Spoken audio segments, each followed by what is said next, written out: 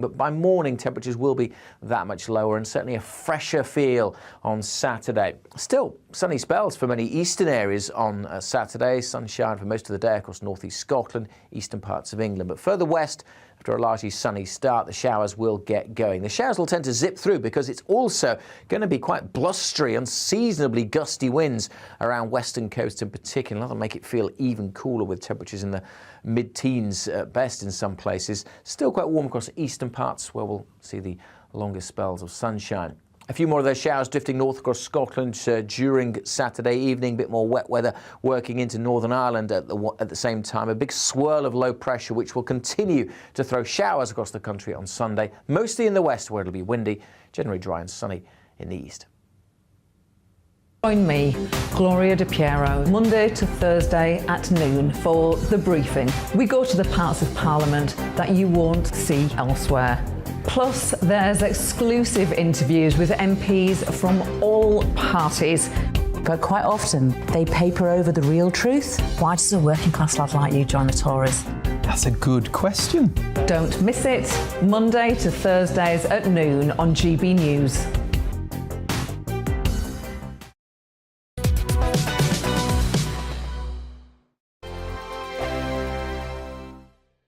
We are GB News. We're right across this great nation. On TV, on radio, on digital. Absolutely everywhere. We don't talk down to you. We embrace all voices. With honest and civilised conversation. We're not part of the establishment. We're one of you. And we're only getting started. Join us on GB News, The People's Channel. Britain's news channel. Every morning from 6 o'clock, we'll wake you up with GB News Breakfast with all the stories you didn't know from the night before. So whether it's serious news, entertainment, or your own views from all over our great nation, we're here to kick off your day with a smile. And the national media should be reflecting and reporting what's happening here. You will notice the northwestern accents. Whether you're with us on TV, radio, or online, every morning, it's breakfast from 6 a.m. Hope you can join us. Join us for Ministry of Offence, the comedy panel show that's just like the news, in that the left fights the right and it doesn't really seem to matter who wins. We cover the big stories. It was in fact a troop of baboons and not angry vegans. I like that. And the really important stories. Fat naked cow gets stuck in swimming pool. It's a headline in a lot of local newspapers. Yeah. We're on the same team, Nick. Yeah, but I'm just helping you. Join us for Ministry of Offence, Saturday nights, 8 o'clock on GB News. I'm Dan Wootton. Join me Monday to Thursday from 9 to 11 for the feistiest and most fun news debate on TV, where free speech reigns. I'll bring you a sharp take on the day's biggest stories, bombshell newsmaker interviews, and A-list guests. And I guarantee you, no spin, no bias, no censorship, and no reason to go to bed. That's Dan Wootton tonight, Monday to Thursdays from 9 on GB News.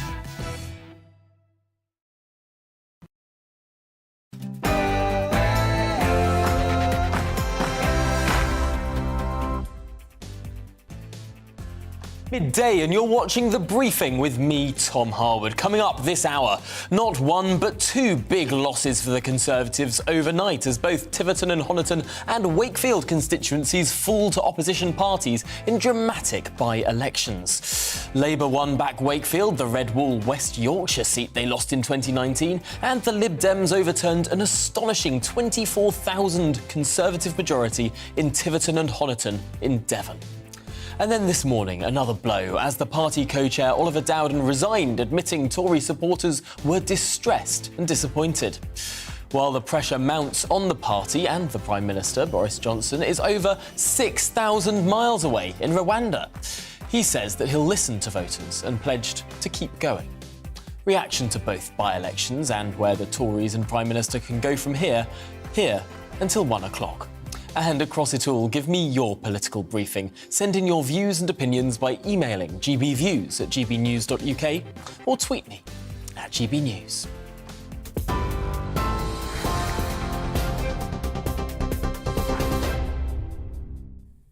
Good afternoon, it's 1 minute past 12. I'm Rhiannon Jones in the GB newsroom. Boris Johnson says he will keep going despite suffering double by-election defeats. A warning: the following footage contains flashing images. In the Devon seat of Tiverton and Honiton, the Liberal Democrats overturned a 24,000 Tory majority, while in West Yorkshire, Labour reclaimed the Red Wall seat of Wakefield. The Prime Minister, who's in Rwanda for the Commonwealth summit, suggested the results are due to the cost of living crisis. Absolutely true that we've had some tough by-election results, and they've been, I think, a reflection of a lot of things, but we've got to recognise that voters are going through a tough time at the moment, and I think that as a government I've got to listen to what people are saying, and in particular to the difficulties people are facing over the cost of living, which is, I think, for most people the number one issue. Well, after his party's by-election victory, Labour leader Sir Keir Starmer, meanwhile, has called Wakefield the birthplace of the next Labour government.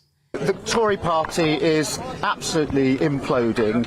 They know they're out of ideas and they're out of touch. And if they had any decency, they'd get out of the way for the next Labour government, because what happened here in Wakefield was people exercising their judgment on this Conservative government and voting no confidence. And Lib Dem leader Sir Ed Davey's been visiting Tiverton to celebrate his party's by-election victory. He said it's time to show Boris Johnson the door. Today, the Liberal Democrats have shown that the rule of Boris Johnson and this uncaring Conservative government can be ended. But today is just a start. So join us and let's get rid of them. Well, first thing this morning, Tory party chairman Oliver Dowden handed in his resignation following the double defeat. In an open letter to the Prime Minister, he wrote that somebody needed to take responsibility for the results. Mr Johnson said he understands Mr Dowden's disappointment with the by-election, but said he's sad to see him go. Child killer James Watson has been jailed for life with a minimum term of 15 years for the murder of 6-year-old schoolboy Rikki Neave in 1994. That breaking news just in. The 41-year-old was sentenced at the Old Bailey in the last 15 minutes. We'll bring you more on this as we get it. Members of the RMT working on the London Underground have voted to continue industrial action as the dispute over jobs, pay and conditions continues. 91% voted to withdraw their labour in the coming weeks and months, although no dates have yet been decided. Train services have been disrupted this week due to RMT walkouts, with a third day of strikes planned tomorrow. More unions say they'll ballot staff next week, making further strikes likely over the summer. The governor of the mostly Russian-occupied city of Severodonetsk has warned Ukrainian troops will have to be withdrawn. Some of the heaviest fighting of the Russian invasion has taken place in the Eastern Territory, with Moscow slowly taking more ground. Meanwhile, President Volodymyr Zelensky's welcomed the European Union's decision to accept Ukraine as a membership candidate. And in the US, the Senate has passed a landmark bill to increase gun safety, the first significant firearms legislation to be agreed in 3 decades. The bill tightens background checks for people with domestic violence and juvenile convictions. It comes after a number of recent mass shootings, including one at a school in Uvalde in Texas, where 19 children were killed. President Joe Biden welcomed the vote, while Senator Chuck Schumer said it'll save lives. This is not a cure-all for all the ways gun violence affects our nation, but it is a long overdue step in the right direction. Passing this gun safety bill is truly significant, and it's going to save lives. Back here, reality TV star Katie Price has avoided jail after breaching a restraining order against her ex-husband's new fiancée. Price admitted sending abusive messages to Kieran Hayler about his fiancée, Michelle Pentecost, in January. She pleaded guilty at Lewes Crown Court to breaching the restraining order and was sentenced to an 18-month community order with 150 hours of community service. And the Prince of Wales has told Commonwealth leaders they have the freedom to choose whether or not they become a republic. A warning: the following footage contains flashing images. Speaking at the opening ceremony of the summit in Rwanda, he also said the decision to keep the Queen as head of state is a matter for each member country to decide. The benefit of long life brings me the experience that arrangements such as these can change calmly and without rancour. We should never forget the things which do not change. The close and trusted partnership between Commonwealth members, our common values and shared goals, and perhaps most importantly, the strong and enduring connections between the peoples of the Commonwealth which strengthen us all. This is GB News. We'll bring you more as it happens now, though. It's back to Tom with the briefing.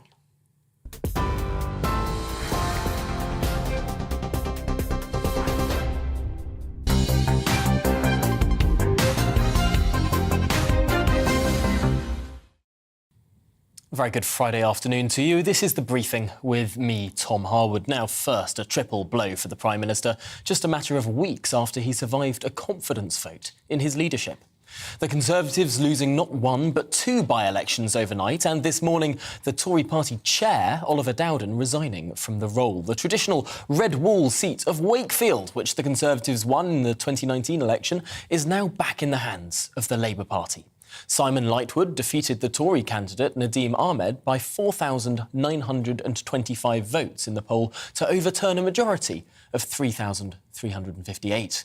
The turnout was low at just 39.09%.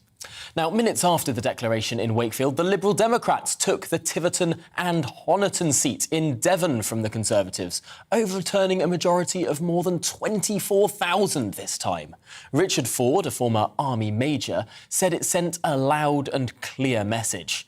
The Prime Minister Boris Johnson's majority in the House of Commons has now fallen. It was once 80, now it's down to 68. Well, let's start by getting some reaction from the two constituencies no longer in the hands of the Tory party. Jeff Moody is in Tiverton in Devon and Anna Riley is in Wakefield in West Yorkshire. Anna, let's start with you. This is, I suppose, a more traditionally working class, traditionally held by the Labour Party sort of seat, and it wasn't the biggest majority in the world to overcome. I suppose to some extent this result was expected. It was, yes, Tom. That's what a lot of the polls were saying. And speaking to people here today, they've said, yes, Labour are in, and that's what we expected. In that 2019 election, a lot of people here wanted Brexit, and that's why they turned to the Conservatives. But speaking to people on the ground about how they voted, they said that Partygate had put them off the Conservative Party.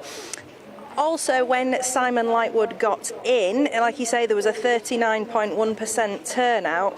He said about the Prime Minister, Boris Johnson, your contempt for this country is no longer tolerated. Your government has no ideas, no plan to address the big issues facing our country. And he said that after this election result was announced, that that Wakefield had started the next Labour government. Speaking to people here on the ground, it's clear that they're concerned about the cost of living. That's what they want addressing, and they want more investment pumping into the city. There's a lot of empty shops here on the high street. They want more money pumped into the area and investment in transport as well. That's what people are telling me. So that's what they want Simon Lightwood to do now that he's in power. Really, really interesting stuff there. I suppose the other side of the coin, thanks Anna, I should say, but I suppose the other side of the coin now, we turn to Tiverton, which is a seat that has been held by the Conservatives for a very long time. It's what the Liberal Democrats call blue wall territory. Let's turn now to Jeff Moody. Jeff, what's the result, what's the reaction there from the people of Tiverton and Honiton?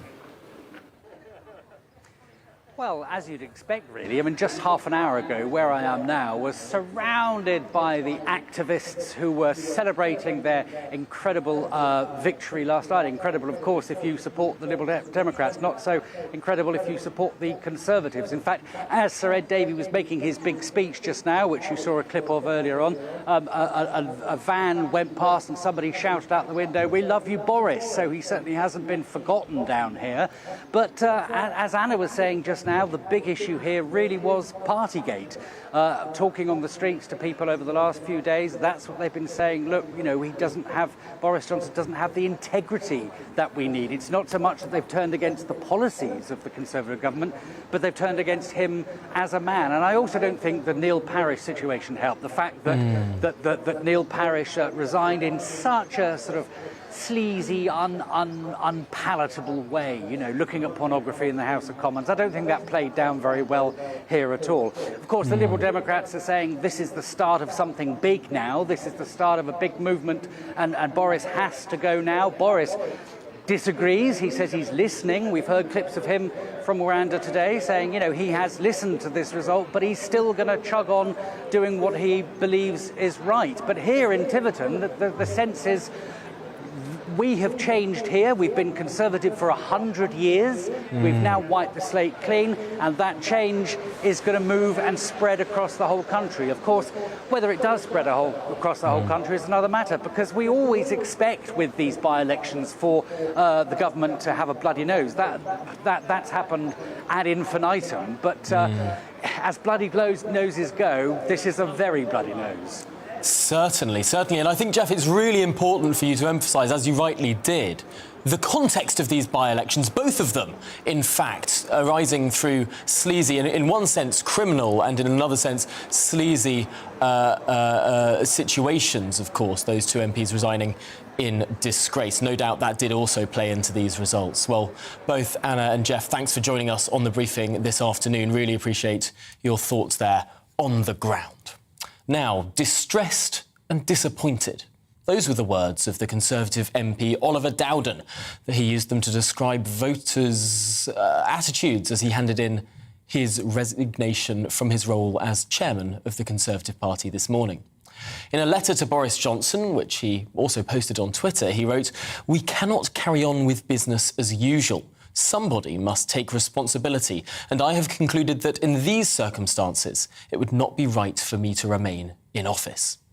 Well, let's speak now to the Conservative MP for North West Leicestershire, Andrew Bridgen, someone who has called for the Prime Minister to go. And I suppose, Andrew, my first question for you would be, when you voted no confidence in the Prime Minister a few weeks ago, I suppose you had exactly this situation in mind. You probably thought that both of these seats would be lost yesterday. I think Number 10 had done a pretty good job of managing expectations down. I think the Wakefield result was pretty much where people thought it would be. The circumstances causing the by-election were fairly appalling for the Conservative Party. I think Tiverton and Honiton was rather worse than most people were expecting, a bigger Lib Dem majority. Ultimately, it's a very, very bad night for the government, and you know, it doesn't matter how much you try and play down the fact that we lost a seat that was always been Conservative in Devon and had a 24,000 Conservative majority only a couple of years ago.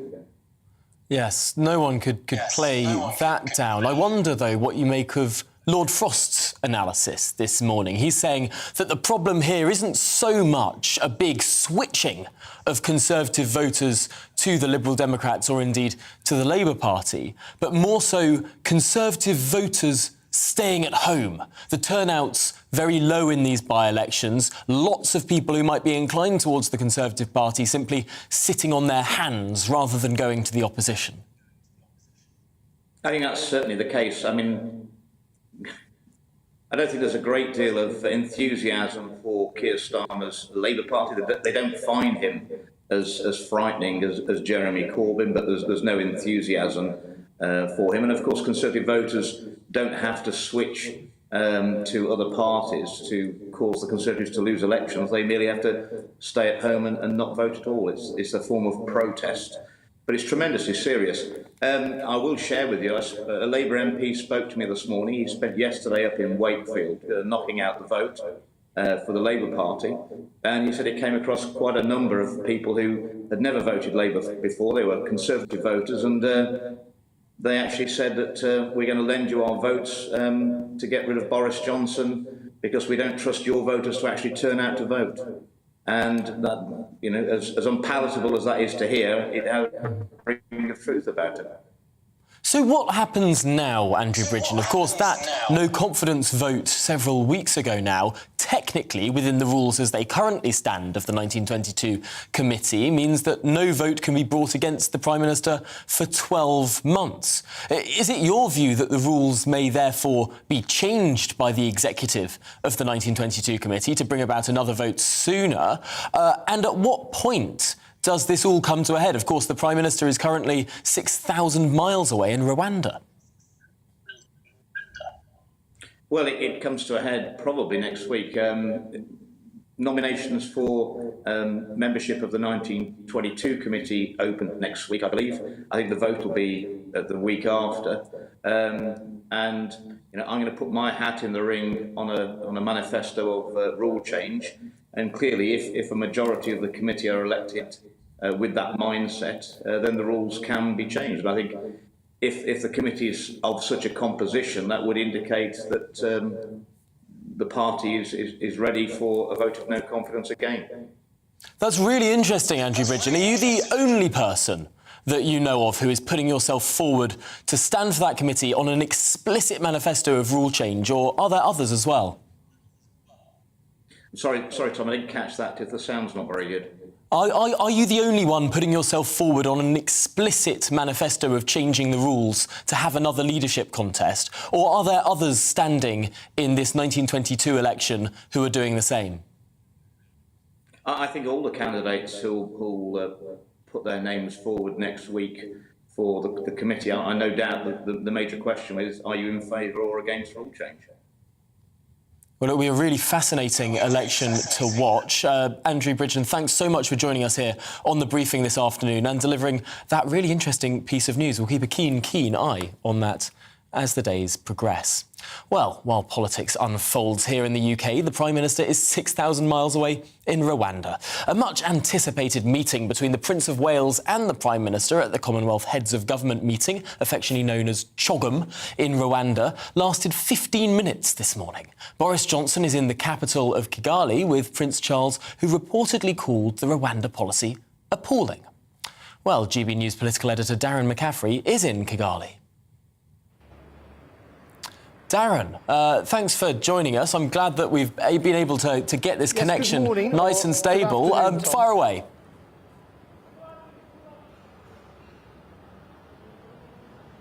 Yeah, indeed. Well, first of all, let's focus, of course, on the fact that the Prime Minister is here in Rwanda. Lots of questions being asked of him about those by-election losses. He has spoken to the press this morning, which he talked about how he was willing now to listen, essentially, to voters, that clearly these were mid-term elections, mid-term blues, as he put it, and that governments do tend to lose elections in mid-term. But frankly, it's been a very, very difficult morning for the Prime Minister. We know in a hotel just not very far from where we are now, where he's staying, he got up pretty early at 6 a.m. to find out that he had lost both Wakefield and Tiverton in those by-elections. He got into the swimming pool, Tom, but by the time he had emerged, he was asked to take a phone call from Oliver Dowden, who was about to resign as his party's chairman. It is a very significant blow for the Prime Minister. Downing Street sources insisting to us today that he was briefing Oliver Dowden, the Prime Minister, ahead of PMQs on Wednesday, that there was no hint this resignation was coming. It came as a complete shock, not least of all because Oliver Dowden had been telling anyone who would listen that they were likely to lose the by-election. So Downing Street slightly perplexed but why Oliver Dowden has decided to use this opportunity to resign from the Cabinet. And I think the question is, and this is what really is worrying Downing Street, is In some ways, yes, the possibility of those rule changes around the backbenches that you've just been talking to Andrew Bridgen about, but more importantly, I fear that other cabinet ministers could resign now as well. Oliver Dowden's resignation, as I say, clearly is a blow, but it's not a knockout blow that's going to bring down the House of Cards. I think if we would see one or two other cabinet resignations, or even resignations at ministerial level, Penny Mordaunt's much mooted, for example, that could inflict a mortal wound on the Prime Minister. And it is difficult because, as you say, we are 4,000, 5,000 miles away from where you are here in Kigali in Rwanda. He's here for the CHOGM summit. He's then going to go to the G7 in Munich and to NATO in Madrid. So he is effectively out of the country for the next week or so and trying to manage the party, trying to talk, as he has been, to senior cabinet ministers today. Not being in Downing Street makes that task a hell of a lot more difficult. And it's fair to say, I think, Number 10 was surprised this morning, somewhat shocked and somewhat worried about what might happen in the days to come. Certainly, and I suppose just thinking about those days to come, the Prime Minister, of course, being so far away, MPs being back in their constituencies, when might we be expecting to see potential moves, potential disquiet amongst ministers, be they cabinet or junior?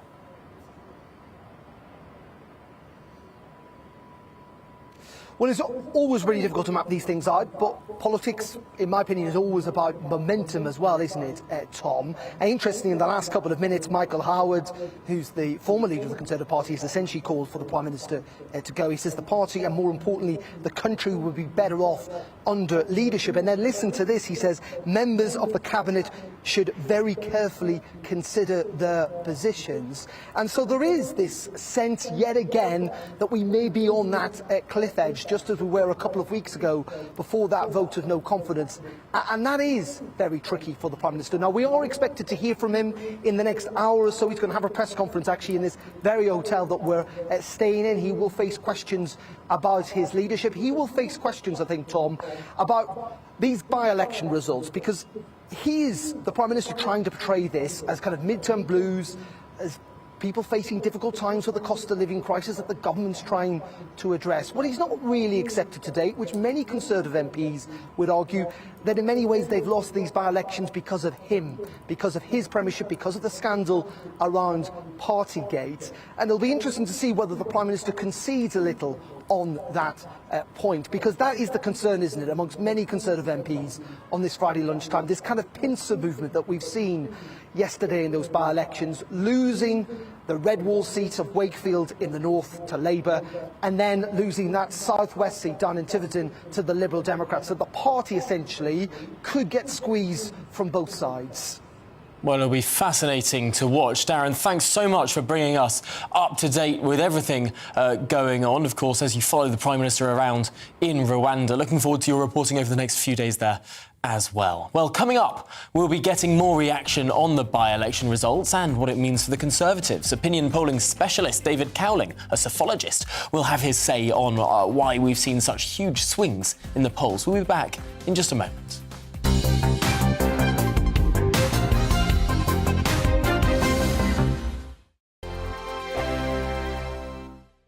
We are GB News. We're right across this great nation. On TV, on radio, on digital. Absolutely everywhere. We don't talk down to you. we embrace all voices.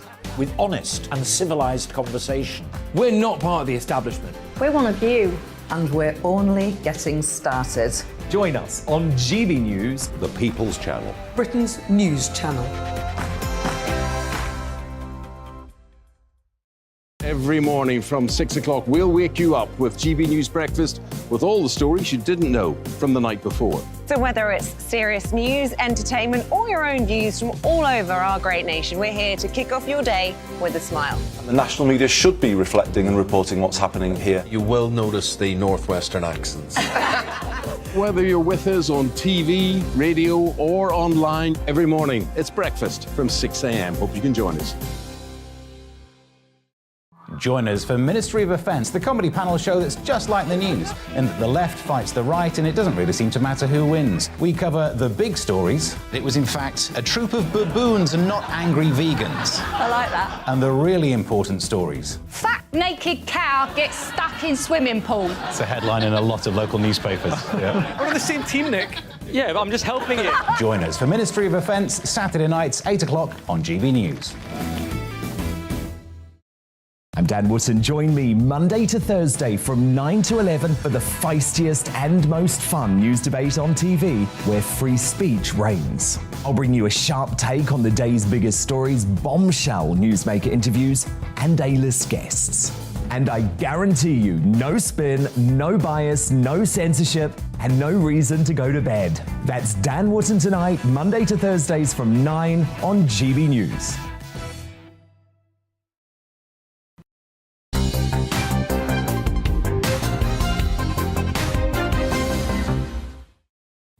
Welcome back. Now, double defeat for the Tories means twice the celebration for opposition parties, as Boris Johnson's majority in the House of Commons is cut following the loss of those 2 seats overnight. The Labour leader, Sir Keir Starmer, met new Labour MP for Wakefield, Simon Lightwood, in the town of Ossett, and has this message for the Prime Minister and the Tory party. Out of touch, out of ideas, and if they had any decency, they would get out of the way for the sake of the country, because I can tell you, I'm so proud of you. I'm so proud of our Labour Party, and when we do form that next Labour government, and we're going to do it, Wakefield will go down as the birthplace of that. Fantastic! Interesting there from Sir Keir Starmer, associating himself with that result. I have to say, I visited Wakefield earlier in the week, and some of the literature for Simon Lightwood fell into my hands, and I have to say, Keir Starmer doesn't feature on it at all. It was very much a local campaign. Interesting that he's now associating himself with that result when he didn't feature in that literature. Well, anyway, responding to 2 defeats and the resignation of the party chairman, Oliver Dowden, the Prime Minister, who's over 6,000 miles away in Rwanda right now, reflected on the news. Absolutely true that we've had some tough by-election results, and they've been, I think, a reflection of a lot of things, but we've got to recognise that voters are going through a tough time at the moment, and I think that as a government, I've got to listen to what people are saying, and in particular to the difficulties people are facing over the cost of living, which is, I think, for most people the number one issue. Well, let's now bring in GB News political reporter Catherine Forster, who is in Westminster for us. Catherine, thanks for joining us this afternoon. I suppose the big question now is what on earth are Tory MPs going to make about all of this? They're back in their constituencies mostly to marinate this news over the weekend. Yes, there's going to be a lot of soul-searching, a lot of pondering and a lot of talking amongst themselves over the weekend, I'm sure. As you say, they're back in the constituencies. It's pretty much deserted here in Westminster, apart from lots of tourists. But I think, yes, OK, there had been a lot of expectation management. Yes, they had said that they did expect to lose both these seats. But I think the scale of the defeat is significant. A 12.7% swing to Labour in Wakefield, a 30% swing to the Lib Dems. If this was replicated in a general election, and of course that's a big if because people always vote very differently in by-elections, but it would mean the end of a Conservative majority, certainly. So I think there are 291 Conservative MPs who are now sitting in seats that are less safe than Tiverton and Honiton. And of course, Tiverton and Honiton was, with a majority of 24,000 up until very recently, seen as a super safe Conservative seats. So in addition to the 148 Conservative MPs who voted not even 3 weeks ago now, a vote of no confidence against the Prime Minister, I think there will be more now thinking, where does this leave me? If Boris Johnson stays as leader, what happens in the election? Now, I know Boris Johnson's very keen to say we're getting on with the job, we're focusing on cost of living. Certainly that is the number one issue for most people. But unfortunately for Boris Johnson, for a lot of people, he is also the problem. And if he doesn't go, and I know we can't say much for certain, but I think we can certainly say that Boris Johnson will not be resigning. If they really want rid of him, they will have to remove him.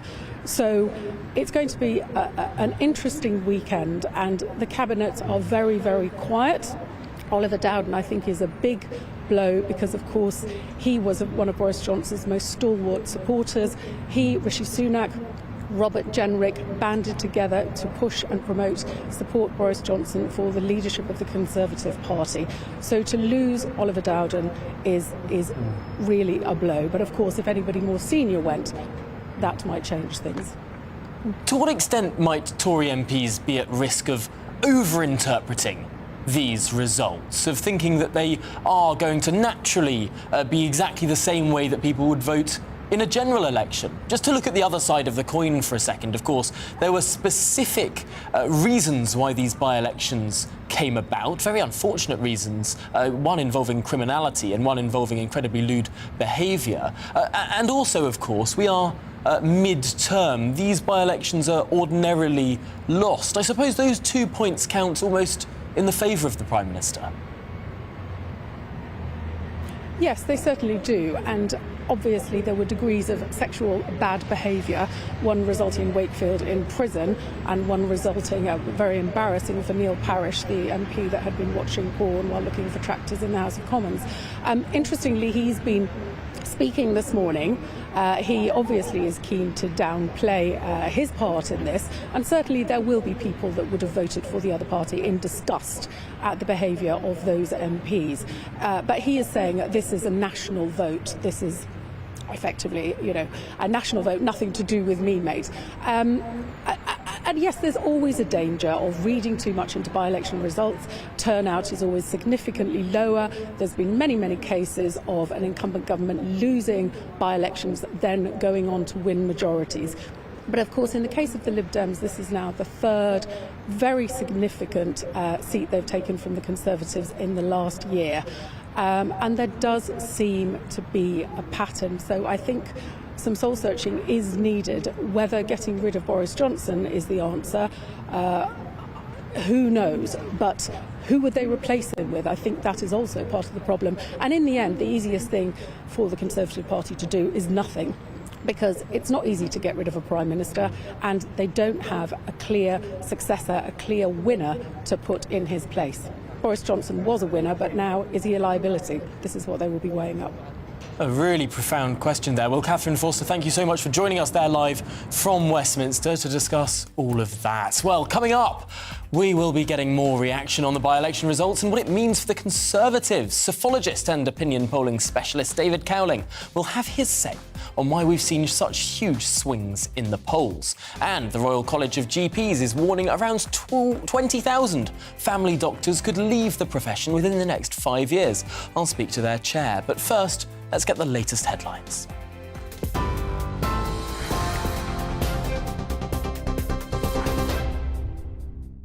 It's 12:34. I'm Rhiannon Jones in the GB newsroom. The Prime Minister says he will keep going despite suffering double by-election defeats. A warning: the following footage contains flashing images. In the Devon seat of Tiverton and Honiton, the Liberal Democrats overturned a 24,000 Tory majority, while in West Yorkshire, Labour reclaimed the Red Wall seat of Wakefield.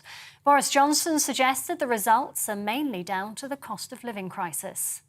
Absolutely true that we've had some tough by-election results, and they've been, I think, a reflection of a lot of things, but we've got to recognise that voters are going through a tough time at the moment, and I think that as a government I've got to listen to what people are saying, and in particular to the difficulties people are facing over the cost of living, which is, I think, for most people the number one issue. The Prime Minister speaking in Rwanda there for the Commonwealth Summit, while Lib Dem leader Sir Ed Davies been in Tiverton celebrating his party's by-election victory. He said it's time to show Boris Johnson the door. Today, The Liberal Democrats have shown that the rule of Boris Johnson and this uncaring Conservative government can be ended. But today is just a start. So join us and let's get rid of them. Well, first thing this morning, Tory party chairman Oliver Dowden handed in his resignation following the double defeat. In an open letter to the Prime Minister, he wrote that somebody needed to take responsibility for the results. Child killer James Watson has been jailed for life with a minimum term of 15 years for the murder of 6-year-old Rikki Neave in 1994. The 41-year-old was 13 when he lured the schoolboy to woods near his home in Peterborough and strangled him. Watson was identified by DNA on the victim's clothes following a re-examination of the case 2 decades later. And the Prince of Wales has told Commonwealth leaders they have the freedom to choose whether or not they become a republic. Speaking at the opening ceremony of the summit in Rwanda, he also said the decision to keep the Queen as head of state is a matter for each member country to decide. TV online and DAB+ radio, this is GB News. Tom is back in just a moment with the briefing.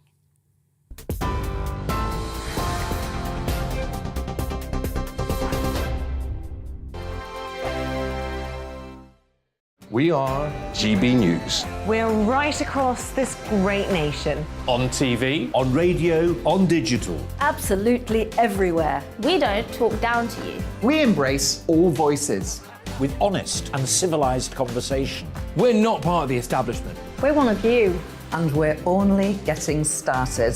Join us on GB News, The People's Channel. Britain's news channel.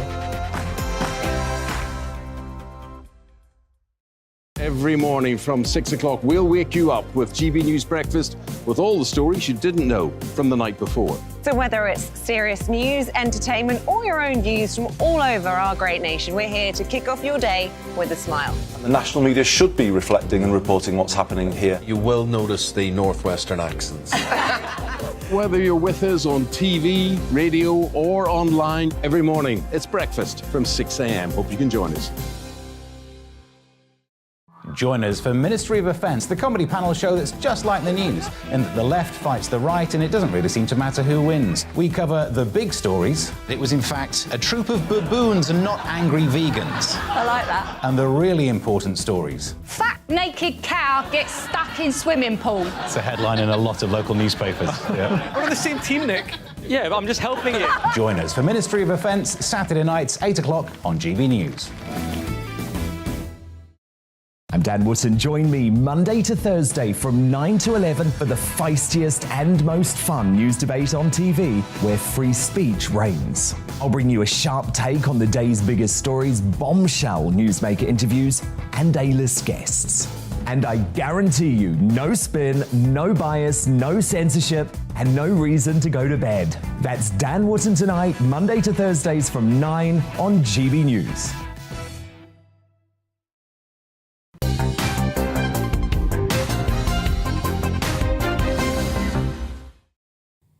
Welcome back. Now, more reaction to the Conservatives losing 2 seats during by-elections last night.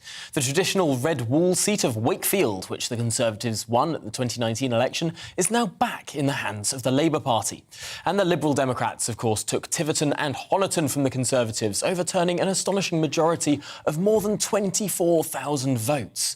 Well, let's speak to an opinion polling specialist, David Cowling, someone who's been studying elections for quite some time. David, looking at this swing, am I right in saying the swing, particularly in Tiverton and Honiton, is the largest swing on record for a by-election? I think the trouble, Tom, is that we've got a couple of things mixed up here.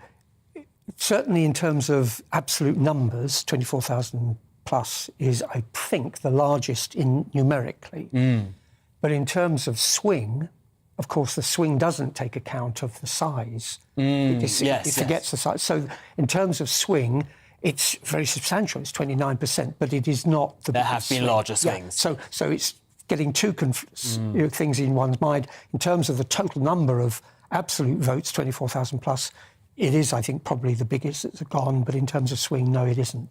And looking historically, The Lib Dems have won these sort of seats before. I think particularly the example that Tories like to bring up is Brecon and Radnorshire, which took place in the year 2019, only a few months before the 2019 general election. The Lib Dems took it from the Tories then on an enormous swing, and then the Tories won it back just a few months later.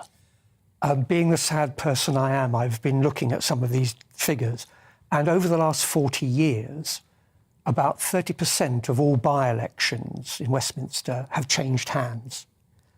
But of that 30%, 6 out of 10 have gone back to the party at the subsequent general election. And I think, one can look at history and one can cherry pick for whichever view one has. But one of the things I think some of the 1987 to 92 started off great Conservative victory, 100-seat majority, and then all started to fall apart. The Conservatives started to challenge Margaret Thatcher's leadership, and she eventually went. So it was real turmoil. 8 seats changed hands in that 87 to 92 Parliament. All 8 of them went back to the original party at the 92 general election. Now, that's not to say that that's going to be the pattern, but it is a reminder that these things do happen. And, for example, if I'm not a gambling person, but if I was, I'd be very interested to see what odds I could get on the Conservatives taking back this seat at Tiverton-Honiton next general election, where it won't be a by-election, when the Conservatives might lose. But that was one of the safest Conservative seats in the country. And so it may well go back, but of course the significance is the now. And that's where the media has been really looking, because it's sort of the scale of the victory for the Liberal Democrats. Wakefield hasn't had so much of a look in all the analysis today, and perhaps that's because it was less unexpected. It was a smaller victory for the Labour Party, and one that, if it was replicated nationally, might not well take the Labour Party into government. I think that's absolutely right. The Lib Dems mustn't forget, in Tiverton-Honiton, won the seat with this astonishing 29% swing, and they hadn't been in second place for 3 of the general elections, the last general election. So they won from third place. Yes, the Labour Party came second in Tiverton-Honiton in 2019, in 2017, and the Lib Dems came 4th in 2015, behind both Labour and UKIP. Yeah, UKIP came second, you're absolutely right. So it was astonishing. So, of course, the drama is there. Wakefield, it was a much smaller majority for Labour to overturn the swing, I think about 3.6%, and they did it with 12.7%. And so, of course, in that sense, it was smaller. However, I think its significance shouldn't be underplayed. I mean, it was the first time Labour has won a by-election seat for 10 years. It's the biggest swing that they've had for 10 years. Now, some people might say, oh, well, but look back to 20 years before that and Blair and all the rest of it. Yes, but you have to start from somewhere, so to speak. And the Corbyn legacy for Labour has taken quite some time to sort of, diffuse. So, although it doesn't guarantee an election, I mean, it's a very respectable result, I think, for Labour, and one on which, obviously, they hope they can build on, but also, I think, vindicates a number of polls that of recent months which have been looking at the red wall territories, opinion polls, and showing significant Labour recovery. So this seems to be consistent with it, none of which guarantees a Labour majority. We know they've got to get 124 seats. Just win an extra 100. It's an extraordinary challenge. So nobody is saying that it guarantees them that sort of victory, this result, but it certainly is on the way to them restoring their fortunes as the party that might take the largest single party at the present. It's interesting, looking at some of the literature. I was in Wakefield earlier this week, and I've been looking at some of the literature that the Labour Party was putting out. They brought about a pledge card, like Tony Blair did in the 1997 election, with sort of local pledges on it. And they listed some of their bringing back bus routes, saving a walk-in health centre, more police on the street, all this sort of stuff. Interestingly, on none of these pieces of literature can I see Sir Keir Starmer. I can see Lisa Nandy, the Shadow Levelling Up Secretary, but for the Red Wall territories, are Labour playing a canny game here? Do they recognise that potentially their party leader isn't the man who they want to put front and centre to win back these sorts of seats? Well, it's a very, very fair question. I suspect there's a degree of truth in it. All political parties And, each political party plays the game here, hasn't it, in the past, where Labour shout across the chamber. Didn't see any photographs of ex-Conservative leader, and everybody goes, ho, ho, ho. And then the other way back, I didn't see the Labour leader, Corbyn, did he feature and all the rest of it. So none of which answers your question seriously. I think they clearly know that with Keir Starmer, it's not that the people dislike him in the way that they disliked Neil Kinnock and Jeremy Corbyn.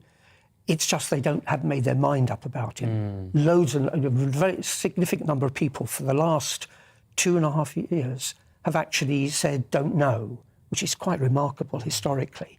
So he's not the winner, so they don't put him on. The watchword pollsters are bringing up, and I've seen several word clouds about focus groups where they've sort of asked people to associate boring.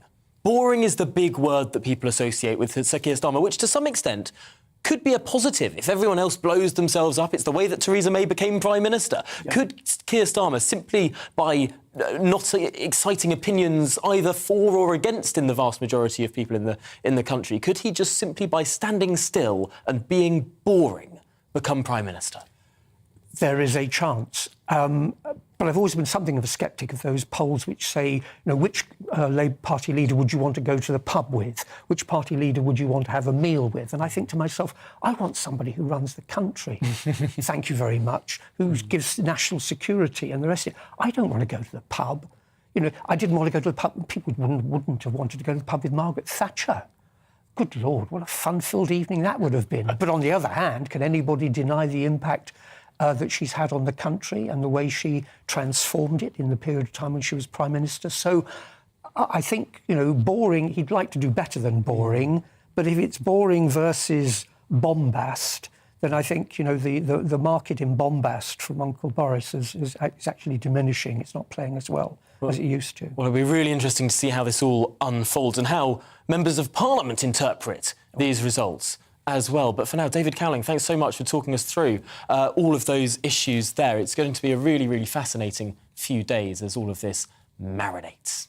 Well, in other news this afternoon, an urgent warning from the Royal College of GPs as they suggest around 20,000 family doctors could leave the profession within the next 5 years. The study claims 10% plan to resign within the next year. Excessive workloads and workforce pressures are being blamed for the discontent, with the Royal College of GPs launching a new programme to encourage workers to stay. Well, joining me now is Professor Martin Marshall, the chair of the Royal College of GPs. Thank you so much for making the time for us this afternoon, Martin. I suppose the first question is, why are so many GPs considering leaving the profession? They're relatively very well paid. They work fewer hours on average now than they did, say, a decade ago. What's the reason for leaving the profession? Yeah, hi, thank you for inviting me on the programme. General practice, as many of your listeners will know, has been struggling for several years to provide the kind of service that we know our patients need. And this survey really reinforces our concern that that problem is going to get worse. The principal reason here is the sheer intensity of the workload. You're not right that GPs are working fewer hours. They might be working fewer days, but the length of those days has increased dramatically. On average now, GPs are working 12 or 13-hour days. They're often seeing 40 patients. Now compare that with when I became a GP 30 years ago, when on a busy day, I might see 20 patients in a day. So the intensity of what we're doing, and therefore the risk of making a mistake, missing a diagnosis, making a prescribing error, has increased very significantly. And that's what is driving GPs to work part-time, because that's the only way that they can ensure that they remain safe for the time that they are in practice. And yet, since the pay packets were renegotiated by Tony Blair back in 2004, the amount of money that GPs can earn, especially by doing more than their scheduled hours, is really quite extraordinary. These are not poorly paid professionals. Why isn't that enough? Why doesn't that keep people in the profession? Yeah, this issue isn't about pay. It's really interesting. I go around, talk to many GPs around the country, and I think most GPs acknowledge that they've got very good pay and they've got pretty good conditions, and they're really quite privileged in that respect in comparison with so many other people in society. But that isn't the problem. The problem is our ability to do the job that we're trained to do, and as I say, the job that we know our patients want and need. And it's the workload pressures that are making that impossible. And that's what's causing the very significant stress in general practice, which is causing more GPs to retire early. It's causing 60% of GPs in a recent survey to say that their mental health has deteriorated, and a significant proportion of GPs just saying that they can no longer do the job. They no longer feel safe doing the job. That's the problem, and that's the problem that we need to rectify. This sounds like a vicious cycle, sort of so much pressure being placed on GPs then leaving the workforce, and thereby more pressure being placed on those who are left. How does that cycle get broken? How does this all get fixed? You're right, it is a vicious cycle, and it's a particular concern that the people who are retiring tend to be the older, more experienced GPs who actually are more likely to be working closer to full time. So the problem does risk spiralling out of control. There are a number of things that we are asking for as a Royal College in order to address this challenge. One of them is a much more concerted effort by government to improve recruitment and improve retention of the workforce. So we are training more GPs than we have done in the past, but we need yet more. And we need to make sure that the working condition for those GPs in the workforce is good enough, making the job doable in order to keep people in the workforce. A lot of that is about reducing bureaucracy. We spend a lot of our time ticking boxes, fulfilling contractual requirements that really make very little difference to the great irony of this, Martin Marshall, is so often I talk to people who say there are too many middle managers in the NHS, and to some extent the answer could be precisely the opposite. There aren't enough middle managers because all the paperwork is being done by GPs, and instead the paperwork should be being done by managers so that GPs can actually do the doctoring. I'm really sorry to say that we've run to the end of this conversation, but it's been really, really interesting to chat with you. Thank you so much for joining us on the briefing this afternoon. Really, really interesting stuff there. Martin Marshall, of course, the chair of the Royal College of GPs. Now, just finally in the show today, British Airways staff at Heathrow Airport have voted to go on strike in a move which could impact the holidays of thousands of families in the UK's this summer.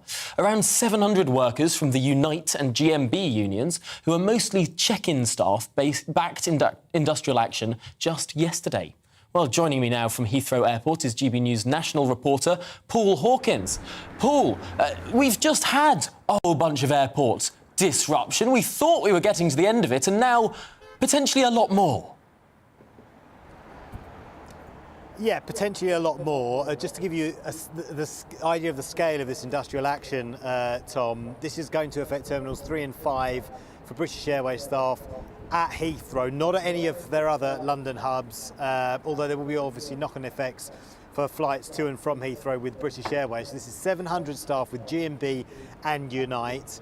This is the mostly female staff that work on the check-in desks when you get to the airport, that are patrolling the airport floors, and then once you go through security, they're the people at the boarding gates that help you board the aircraft. So most of them are female, and 700 of them, not all of them, we should stress, but 700 of them have said that they are fed up with the amount they're being paid by the airline. They say that the 10% cut they took during the pandemic because of the fall in revenues, they want that reinstated. They also want back pay, and because they say that they claim, or at least the GMB union claim, that bosses' pay has been put back to pre-pandemic levels, theirs hasn't been.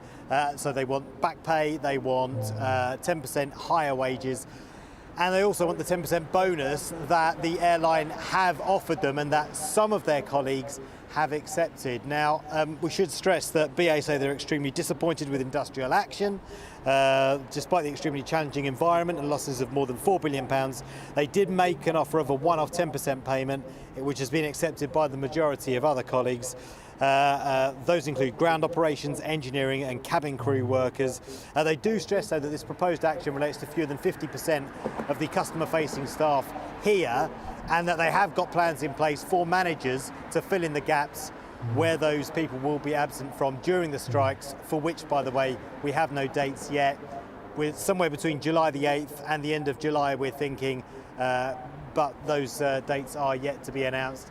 The staff, of course, say that, look, because of IT problems, because of staff shortages, we are sick of being the kind of we're right at the coal face. Customers get to the airport, their flights have been cancelled, there are IT problems, there are staff shortages, we're at the coal face, getting lots of verbal abuse, getting some physical abuse, and that frankly you're not paying us enough to do this job, and that you need to step up to the plate and pay us more. I suppose the big problem there is we've seen how airlines have been absolutely battered by the pandemic and have had to take out so many loans from governments and bailouts. And I just wonder where all of this money is supposed to be coming from. We've only got about 20 seconds left, but in your view, Paul Hawkins, how's this all going to play out? I think that there are some talks still ongoing between the unions and British Airways. There is still some room for manoeuvre. It's not definite the strikes are going to go ahead, so don't bank on them going ahead yet, but just keep an eye on your inbox just in case those strike dates are announced. Well, a bit of a stark warning there for people hoping to go on holiday this summer. Paul Hawkins, thank you so much for bringing us that story. Really meaningful, I'm sure, to many people watching. Well, that's it for the briefing with me this lunchtime. The show's back every Friday from 12 p.m. Up next, it's On the Money, but for now, here's the weather.